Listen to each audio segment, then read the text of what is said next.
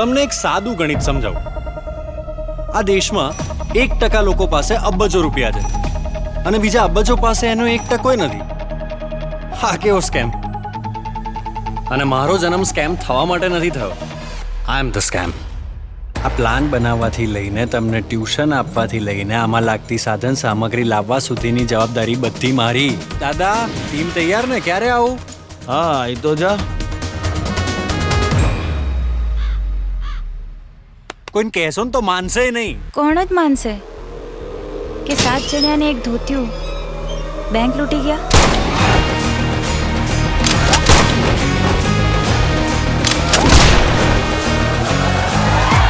અમને શીખવાડો, અમે ધાડ માર લઈશું. ધાડ મારવાની છે, મગમાંથી ફોતરા નથી કાઢવાના. જોઈ લઈશું.